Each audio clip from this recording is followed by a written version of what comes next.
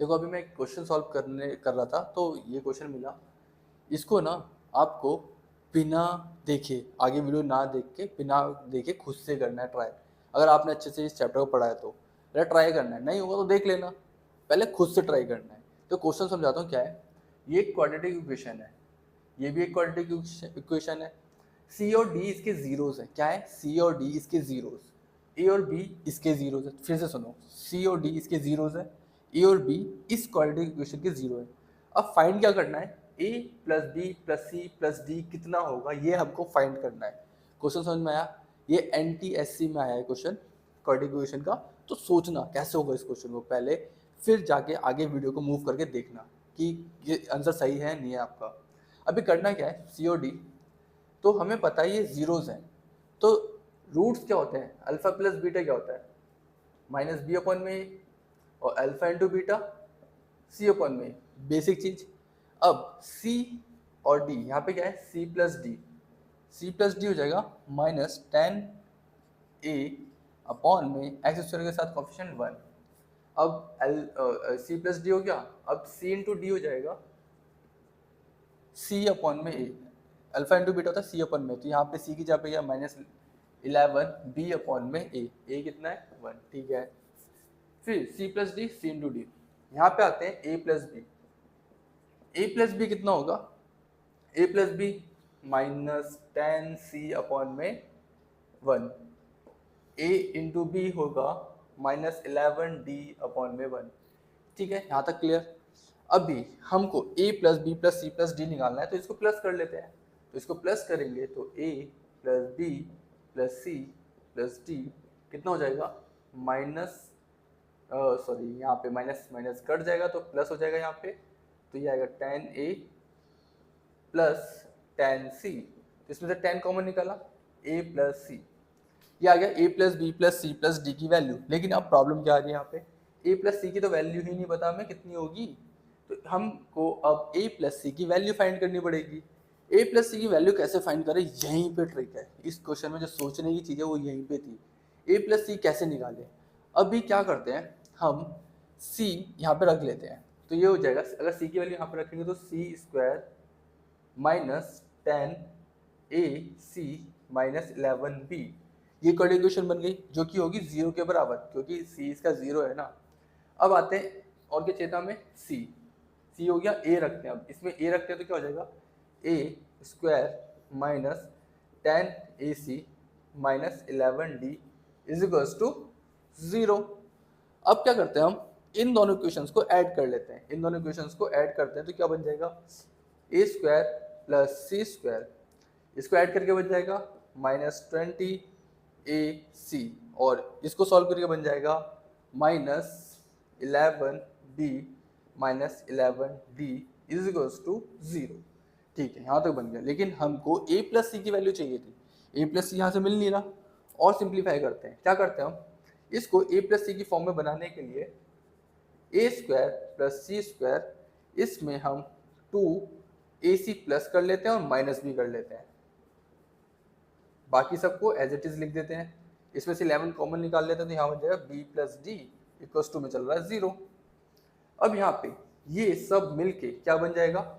a plus सी का whole square. क्या बन जाएगा? a प्लस सी का होल स्क्वायर, और ये हो जाएगा माइनस 22ac, और यहाँ पे minus 11b plus D that's.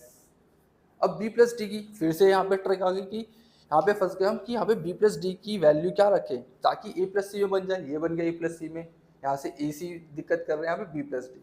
अभी क्या करते हैं हम, यहाँ से यहाँ पे हमने कहा निकाला था, ये रहा a plus B plus C plus D क्या था? 10 इंटू ए प्लस सी, क्या था? 10 इंटू ए प्लस सी, ये था। अभी हम क्या करते हैं, b प्लस डी निकालने के लिए b प्लस डी यहाँ से चलते हैं, और b प्लस डी मिल जाएगा हमें। इसको यहाँ पे ट्रांसफर कर देंगे, d को भी यहाँ कर देंगे, तो यहाँ पे हो जाएगा b प्लस डी निकालना है ना, तो 10a 9a आ गया, 10a में से a माइनस कर लिया, फिर c को भी ले जाएंगे तो ये जगह 9c, दैट्स इट। 9 को कॉमन निकाला, a प्लस सी। इसका मतलब b प्लस डी को क्या ले सकते हैं? 9 इंटू ए प्लस सी। तो हमने b प्लस डी की जगह पे लिख लेते हैं 9 इंटू ए प्लस सी। अब यहाँ पे a प्लस सी बन गया, यहाँ पे भी a प्लस सी बन गया। अब यहाँ पे दिक्कत कर रहा है ए सी। ए सी की वैल्यू फाइंड करते हैं। ए सी की वैल्यू कहाँ से फाइंड कर सकते हैं हम? यहाँ से कर सकते हैं, इसका यूज़ करके। अगर हम इन दोनों क्वेश्चन को मल्टीप्लाई करें तो A B into C D क्या हो जाएगा? Minus 11b into minus 11d। Now A C is equals to A C B D, इस तरह से लिख लेते हैं। यहाँ पे हो जाएगा minus 11 minus 11 plus 121 into B D. B D cut गया, दैट मीन्स ए सी की वैल्यू आ गई 121। कितनी आ गई? 121। तो यहाँ पे आते हैं ए प्लस सी का होल स्क्वायर माइनस 22। ए सी की वैल्यू कितनी है? 121 माइनस 99 ए प्लस सी। यहाँ तक आ गया। अब क्या करते हैं, इसको इधर ले चलते हैं, जगह कम है हमारे पास, इधर ले आके सॉल्व करते हैं। अब ए प्लस सी को ना हम कुछ और रख लेते हैं, इजी हो जाएगा। ए प्लस सी को रख लेते हैं टी, तो हो जाएगा टी का square minus 22 into 121 minus 99। A plus C को हमने टी रखा है, ये हो गया T minus 22 into 121, 22 into 121 is equals to में चल रहा है 0। यहाँ पे चल रहा था 0। अब ये क्वाड्रेटिक इक्वेशन बन गई। अगर यहाँ से हम t की वैल्यू को फाइंड कर ले तो हमारे पास a प्लस सी आ जाएगा, जिस वैल्यू को हम यहाँ पे पुट कर देंगे। अब इस इक्वेशन को सॉल्व करना ये तो आता ही होगा, ये तो बहुत ईजी है, तो 10 की एनसीईआरटी में भी है। अब इसको सॉल्व करते हैं तो क्या कर सकते हैं हम? इसको फैक्टराइज करते हैं। 22 इंटू 121, 22 इंटू 121, इसको लिख सकते हैं हम 11 इंटू 2 इंटू 11 इंटू 11। अब हमें बनाना है 99 बनाना है माइनस करके। तो माइनस करिए 99 कैसे बना सकते हैं हम? 11 इंटू, तो 11 इंटू 11, तो हम 121 में से अगर 22 माइनस करें तो बन जाएगा 99। ठीक है, तो हम क्या करते हैं, टी स्क्वायर इसको तोड़ लेते हैं हम, माइनस 121t, ये जगह माइनस 22t और minus 22 into 121 is equals to 0।